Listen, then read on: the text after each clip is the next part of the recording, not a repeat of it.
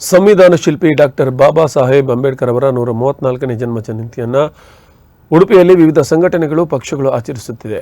ಜಿಲ್ಲಾ red cross ಸಂಸ್ಥೆಯ ಆಯೋಜನೆಯಲ್ಲಿ ಬಾಲಕಿಯರ ಪದವಿ ಪೂರ್ವ ಕಾಲೇಜಿನ ವಿದ್ಯಾರ್ಥಿಗಳು ಮೆರವಣಿಗೆಯಲ್ಲಿ ಭಾಗಿಯಾದರು. ಉಡುಪಿಯ ಪ್ರಮುಖ ರಸ್ತೆಗಳಲ್ಲಿ ಅಂಬೇಡ್ಕರ್ ಅವರ ಭಾವಚಿತ್ರ ಮತ್ತು ಅವರ ಪ್ರಸಿದ್ಧ ಹೇಳಿಕೆಗಳನ್ನು ಪ್ರದರ್ಶನ ಮಾಡಿದರು. ಸಾರ್ವಜನಿಕರಿಗೆ ಅಂಬೇಡ್ಕರ್ ಅವರ ಮಹತ್ವ ಮತ್ತು ಸಂವಿಧಾನದ ಮಹತ್ವವನ್ನು ಸಾರಿದರು.